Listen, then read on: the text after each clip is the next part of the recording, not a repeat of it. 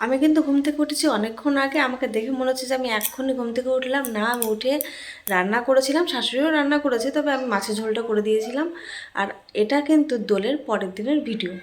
আমি আজকে তোমাদের সঙ্গে দেখাবো যে আমরা কিভাবে দোল খেলেছিলাম, প্লাস জামা কাপড়ের কী অবস্থা সেটাই দেখাবো আজকে। চলো।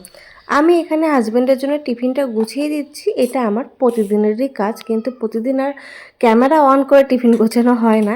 আজ হাতে অনেক সময় ছিল, তাই ভাবলাম যে একটু ক্যামেরা রেকর্ডটা করে নিই এবং তোমাদের সঙ্গে শেয়ার করতে পারবো।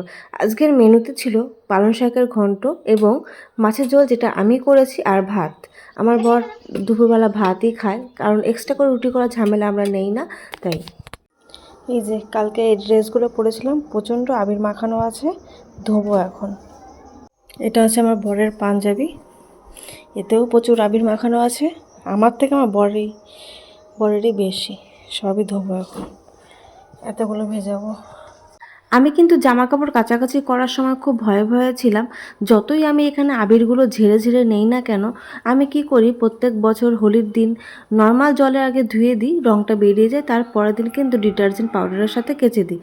কিন্তু আজকে ডাইরেক্টই কেচে দেবো, তাই ভাবছিলাম যে রঙগুলো মানে লেগে না থাকে এবং একটা জামার রঙ অন্য জামাতে যেন দাগ না পড়ে থাকে, যেহেতু এখানে সাদা জিনিসও আছে।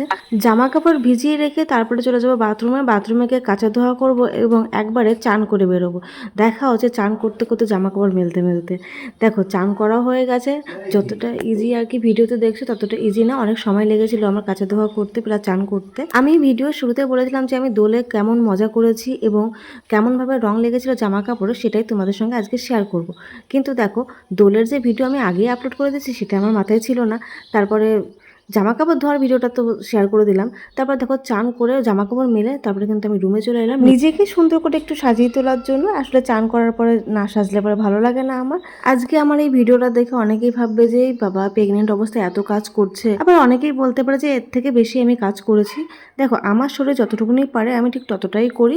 যেহেতু আমার শরীর সুস্থ আছে, আমার কাজ করতে যেটুকুনি পারি না কেন অসুবিধা হয় না। এখন আমি রেস্ট নেবো। টাটা।